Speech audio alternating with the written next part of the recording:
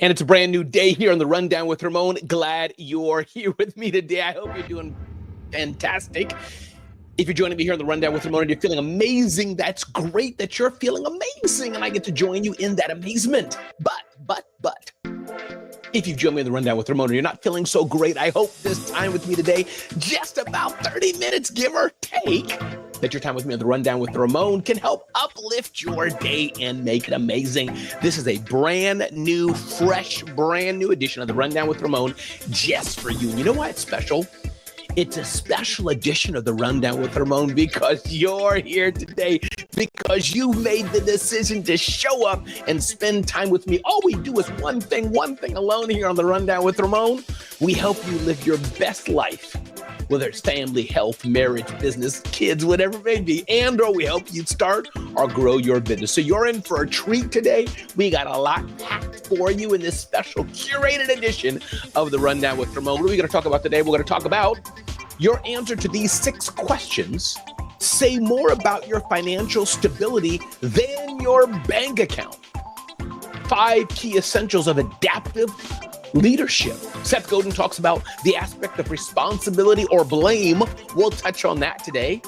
We're going to talk about the big work lie. Being indispensable will save your job. Some say that is a lie. From every dot to the $1 billion company is coming. Some more insight from Seth Godin talks about putting up the big numbers. 4 expert ways to find your next executive job. And you know what? How to get along with your frenemy and protect yourself. How can we do that better? Some insight from the real Jason Duncan. You can see him at therealjasonduncan.com. The power of forgiveness. And we're going to get back into SEO, even though it's waning a bit. It's still important. So 10 SEO tips for beginners.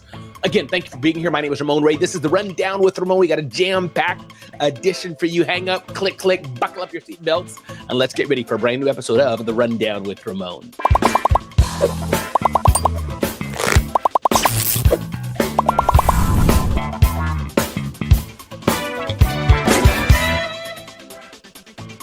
All right. So let's get with it today, talking about this issue. Let me get this music off here, talking about number 1. Ding, ding, ding, ding, ding, ding, ding, ding. 10 questions reveal more about your financial stability than your bank account. And financial stability is often much more important than just our bank account numbers. 6 questions that come from createcultivate.com. 1, are you making enough money to cover your budget? Are you making responsible choices? Are you setting money aside for savings? Are you making decisions to invest now or invest in the future when you are able to? Do you have a plan? Are there things you want to do with your money to get you from point A to happily ever after? So the things in this article say you can be a multimillionaire, but if you're blowing through money, you're making faster than you're making it, and you don't have a plan of how today me is going to take care of future me, then you're still not financially stable. One of the best ways to ensure the stability of your cash flow is to prioritize financial planning. Talking about financial stability, talking about your financial future, and making that plan is not something you can do and then set it and forget it. Change is something she knows intimately, having gone from working as a trader on Wall Street to a strategy sales partner at BuzzFeed. So if you want to build wealth, if you want to grow your business, if you want to do more, strategy and planning is important. And probably why this article speaks to me much, because this is where I struggle the most. I'm a great marketer, great in sales and other things I can do, and hustling and grinding and building relationships and as a motivational keynote speaker and more. But I have challenges managing my own money. Yes, you can have an accountant and a bookkeeper. These people help you do that. But I wish I had the more mindset of money, like Toyin Crandell does. Check out Toyin Crandell or Rachel Rogers, Farnoosh Tabai, all these amazing, I think I got her last name wrong, but all these amazing money people. I wish I had that thing in me that they have. But money management's important. I'm going to read these questions again. What does it say here? Are you making enough money to cover your budget? Are you making responsible choices? Are you setting money aside for savings? Are you making decisions to invest now or invest in the future when you are able to? Do you have a plan? Are there things you want to do with your money to get you from point A to happily ever after. This is a real thing. My name is Ramon Ray. This is the Rundown with Ramon. Scott Simons, glad you're here today, my brother. Glad you're here today. Welcome to a brand new edition of the Rundown with Ramon. Ding, ding, ding, ding, ding, ding, ding, ding. 5 key essentials of adaptive leadership. What does adaptive leadership mean, and what is keys for that, writes Brent Gleason of Forbes. How can leaders today adapt to things they don't know what's going to happen? They don't know what's going to come or not going to come. They don't know what the future holds or not holds. But 5 things that leaders who want to be more adaptive need to do is 1, embracing uncertainty. Adaptive leaders not only acknowledge uncertainty, but also actively seek it out. Foster a culture of learning. This is important. How do you foster a culture of learning for yourself and for your organization? What about the aspect of empowering others? Adaptive leaders recognize that collective intelligence and diverse perspectives of their team members are invaluable assets in navigating complex challenges. Building resilience in a rapidly changing world. Resilience is the key to enduring success. Adaptive leaders understand that setbacks and challenges are what? Inevitable. Lead with purpose. Not going willy-nilly all here and there, but leading with some measure of purpose and resolve of what you are going to do. This is how leaders today need to have much more adaptation. I know Scott Simons knows that very well. How can we be better leaders to lead our teams, not just today, not when things are going well, but when things are going wrong, or when we don't really have clarity of a situation? We still have to be leaders that can adapt. Leading with purpose, building resilience for us and our teams, empowering others to do what they do best, fostering a culture of learning, and embracing uncertainty. These are things we can all do better. Ding, ding, ding, ding, ding, ding, ding. Some insight from Seth Godin. He talks about the aspect of responsibility versus blame. An important thing to note, responsibility versus blame. How do we do that? What is the difference? Seth Godin says, it's tempting to hand it to other people. If someone else takes the blame, if they accept the responsibility, then we get satisfaction and we're off the hook. Alas, this doesn't work unless the others do the taking and do the accepting, which is unlikely. We're giving power to someone who isn't going to use it to make our day better, says Seth Godin. It's more predictable and reliable to simply take it ourselves. At least that way we can do something with it. This simple shift gives us power and authority over our narrative. It helps us avoid wasting time on wishes and ever more ornate arguments about our vision of things. What can you build now that you have everything under your control? Did you understand that? It's tempting to hand it to other people, the aspect of responsibility or the aspect of blame. But when are we going to take the aspect for being responsible for something, or when are we going to take the blame for something ourselves? It's far more predictable and reliable to simply take it ourselves. At least that way we can do something with it. Hey, Richmond, glad you're here today. Responsibility and blame are 2 such powerful words. Taking responsibility for something, especially when it goes wrong, and taking responsibility for its success.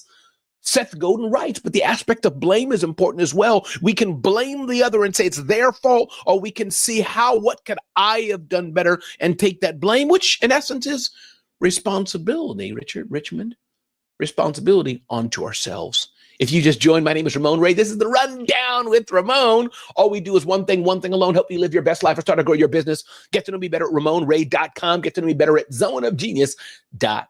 Ding, ding, ding, ding, ding, ding, ding. The big work lie, being indispensable will save your job. Some say that I'm indispensable. This company needs me and wonder why they got fired. Or I'm indispensable. Some saying maybe that's the way you should do it. Wall Street Journal has the pro and the con from 2 different people here. One person says the veterinarian technician was good at her job, but Debbie Boone fired her anyhow. Boone managed veterinarian clinics in Carolinas for 2 decades before she was fired. It was enhancing her status, but it was diminishing us as a whole, says her boss. Employees shouldn't try to be indispensable. In Boone's view, being the only person with certain skills or information might feel like insurance, but it can lead to selfishness and a surprise ouster by a boss who prefers team players. However, from irreplaceable to obsolete. Shannon Howard argues Indispensability remains an ideal worth pursuing. The content marketing director at a software company made that case recently to a group of college students near her home in North Carolina, urging them to resist the act your wage sentiment. So again, there's no right or wrong here. Are you going to be indispensable to your company? That can work and can be useful depending on the type of company you have, and make sure you know the type of company you're in. That's the key. Or your company really want a team player where everyone's more or less equal and you don't rock the boat. I don't have a yes or no answer for you. I'm not saying which way you should go. I'm just opening up the Pandora's box for something you could think about, writes the Wall Street Journal. Again, if you just joined, thanks for being here. This is The Rundown with Ramon. Ding, ding, ding, ding, ding, ding, ding, ding, ding. One-person billion-dollar companies are on the rise, writes one of the writers for Every.2. Evan Armstrong writes this, the lead writer at Every.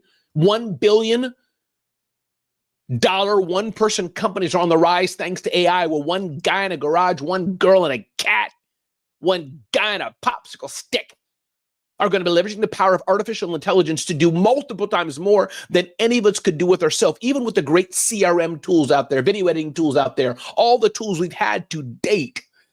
Nothing will trump the power of AI to take all that shared human knowledge, all that shared human insight and personal development, the news stories, the coaching, the programs, the programming, all the stuff that AI has shoved into its neurons in the cloud. The power that one girl sitting in her bedroom, the power that one guy sitting in his bedroom can do and build and create, it's transformative. It's transformative, Deborah Williams. So the $1 billion valuation one-person company, says writers at Every.2, it's coming. The key is who is going to leverage the tools, who's going to find the customer, who's going to find the need to get it done. I'm Ramon Ray. This is The Rundown with Ramon, and I'm glad you're here today. Ding, ding, ding, ding, ding, ding, ding. Putting up the big numbers, writes Seth Godin as well. Second bit of advice we're going to have from him. Listen to this carefully. He always gives something pithy to think about. Some people go to the gym for health and energy. Some go to lift more weight than they did yesterday. You can start a company to make an impact and surround yourself with people on a similar journey, or you can seek to maximize the stock price and profits. You can write a post to express yourself, or you can try to get more followers. Zoho has taught me this quite a bit. Brian Hess, good day, good day, good day, Brian Hess. Good to have you here, my brother. Good to have you here. Good to have you here. Hey, Deborah Williams, good to have you here. Even as a team player, demonstrating one's unique value is a benefit to the whole, says Deborah Williams. But this is an important thing to consider, important thing to think about. Yes, we have to make money. Yes, we have to put numbers on the board. Yes, we have to make sales. Yes, we have to serve customers. We have to serve clients. We have to do all the things to run a business or even our life. I have to be a better husband to my wife. I have to be a better father to my two children. Yes, yes, yes. But Seth Godin writes another aspect of this. Why are we doing what we're doing? Yes, we need the money, but are we also building something to make an impact? Are we also building something to make a difference in the world? Are we also building something that impacts somebody else? I wake up just about every single morning and do an Instagram story and a Facebook story, short form video, the one that disappears after 24 hours. I put it in my WhatsApp group to my church of hundreds and hundreds of people who are signed up for that. And I, generally speaking, say one thing: good morning, good day. Make an impact, make the world a better place today. Yes, we need to make the money. Trust me, I like money. Yes. We need to build businesses. Yes, I love entrepreneurship. I love building businesses. Yes. But also I love making an impact. Can I call one guy today and say, yo, dude, I'm thinking about you. Yo, dude, are you okay? How are you doing? How's your mama? How's your daddy? How's the issue you were going through? Did you pass the test? Did you get that job you wanted? Did you get that new client? I'm cheering for you. People need that. And if I can be a catalyst for that, that's a beautiful, beautiful day. Again, if you just joined, this is The Rundown with Ramon. Thanks for watching. Thanks for taking the time to be here today. Feel free to put a comment in the chat, just like Deborah did, like Brian did, like Scott Simons did, like Richmond did. Take a picture, share it out, and let the world know that you're here. Again, welcome to The Rundown with Ramon. Let me recap that advice. Seth Godin says, putting up the big numbers, You can start a company to make an impact and surround yourself with people on a similar journey, or you can seek to maximize the stock price and profits. The choice is yours. Ding, ding, ding, ding, ding, ding, ding, ding. 4 expert ways to find your next executive job. Those of you who are looking for a job, especially an executive position, Forbes writes 4 ways you may be able to do that. 1, harness the power of professional networking to stay abreast of hidden job opportunities. This is powerful. There are job opportunities around. Hidden means, come on, Brian Hess, you know it, Brian, you know it. Ding, ding, ding, ding, ding. Hidden means not necessarily secret per se, but as you keep your network hot and pumping, there may be opportunities that are not advertised as such that you only know from having discussions, having a coffee, having a tea, having a phone call with somebody. Let me tell you what I did yesterday. I have a list called Dream 100 List. It may not be more than 100 people. These are people in my network I want to be in contact with. Some people I'm in contact with organically. I see them all the time. Me and Scott Simons have a show every week on Clubhouse at 8 a.m. So I don't have to have him in my Dream 100 like that. But there are many people who I just want to touch base with a few times a year. So I text my buddy Ian. Ian's an amazing coach, and he has events with 1,000 or more people. And he said, Ramon, by the way, thanks for being in touch. I'm having my event next spring. It's going to be one of the biggest events ever. Some of the most amazing people on his stage. He said, can you come and speak?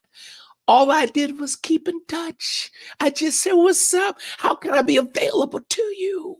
So my point being, this aspect, if you're looking for your next job, yes, the resumes and all that are good, but sometimes it's just showing up, just being available, just saying, hey, can we have a conversation? Number 2, this article in Forbes written by Dr. Kyle Elliott says, number 2, connect with executive recruiters in your niche. It's all back to staying in touch. Number 3, position yourself as a thought leader and get involved in relevant industry associations. Optimize your LinkedIn profile so headhunters can find you on the platform.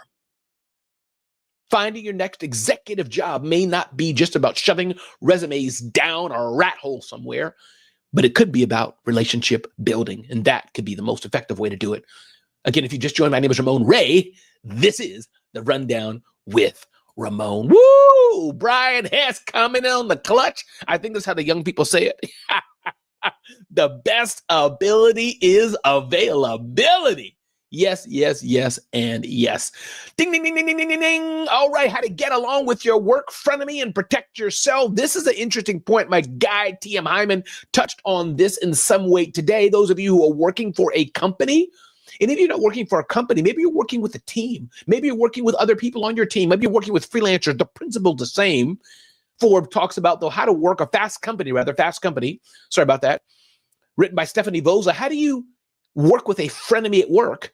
Define your relationship. That's important as well. Are they your boss or are they your colleague? Are they reporting to you? Do you report to them? Do you need to work with them or not need to work with them? What's the relationship, professionally and otherwise? Consider their personality. It's also vital to uncover what makes your frenemy tick. Why don't they like you? Do they just not like you because your race? Some people are just low-class people.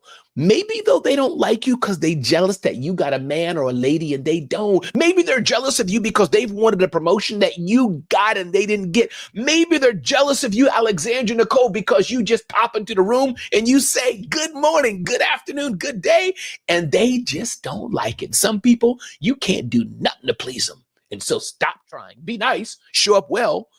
But when you got somebody at work that don't like you, don't lose too much sleep on it if you've done everything you can. Are you being upfront with them? Did you try your best and say, listen, let's talk about this? This article writes about the importance of protecting yourself as well. Everybody is not out for your good. Everybody is not out to do equally good to you as you may think. So be careful of that and own your role. I'm going to take this to mean the following, Alexandria, the following, Brian, the following, Deborah, the following, Scott. You better show up and do your work well. Know what you're doing. As one who's a professional motivational speaker around the world working with the biggest brands, maybe I don't know numbers so well. Maybe I don't know this so well. Maybe I'm not the best at creative or art or 1,000 different things. But I tell you one thing, You get me on the stage, you get me behind the camera, you have me serve another leader. I do that quite a bit as well. I serve some of the leaders of the biggest brands. Why? Because they know they're safe with me. They could put their executive who just flew in from Tokyo next to me, and I will make them look good. That's my job.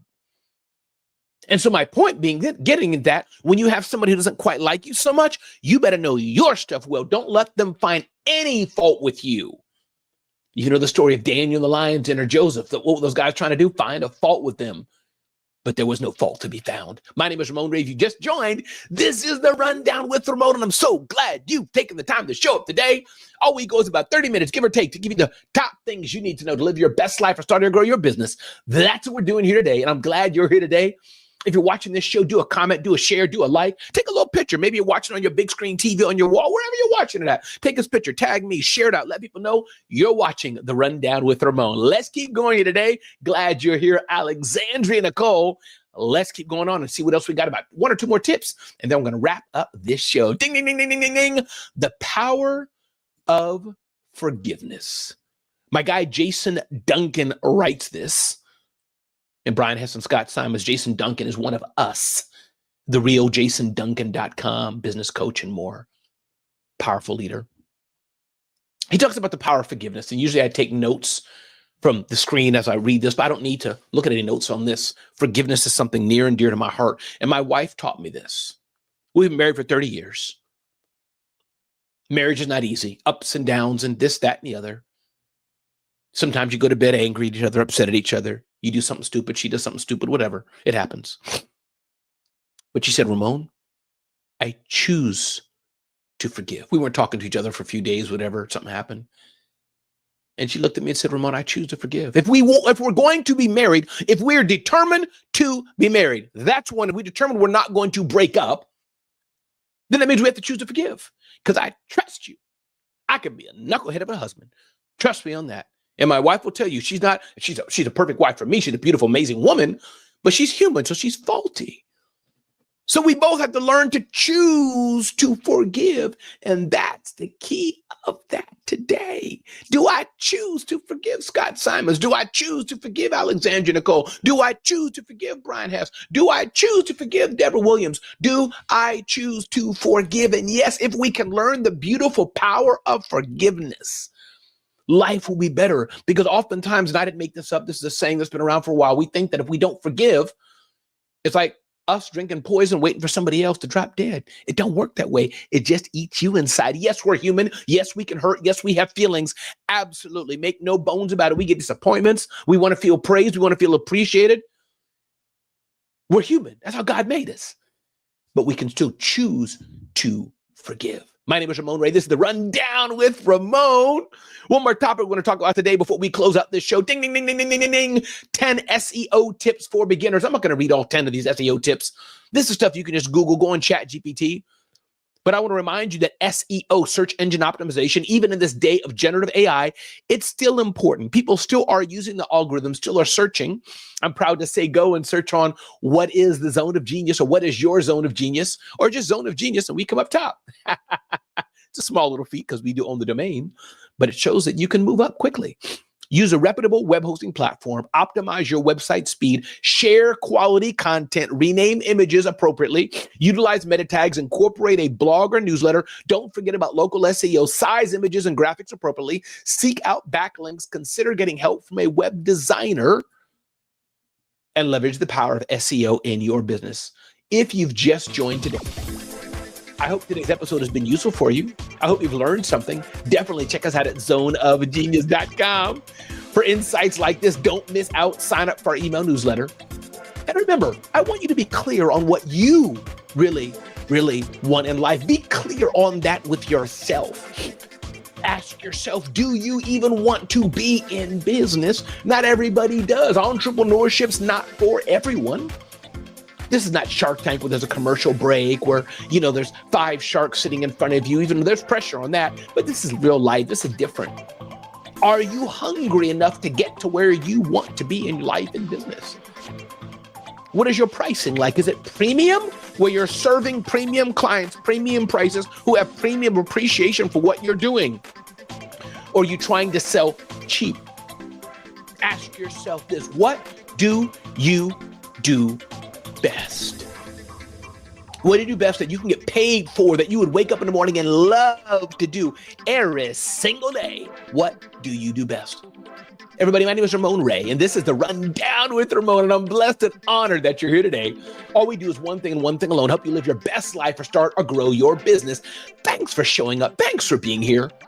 Make a difference. Go DM somebody, call somebody, text somebody, let somebody know that you care. Let somebody know how special they are, that they're needed. Because I want to tell you, Alexandria, you're needed and you're special. Thank you for how you show up in the world. Once again, glad you're here today. Be blessed, be well, and I'll see you next time on the next edition of The Rundown with Ramon.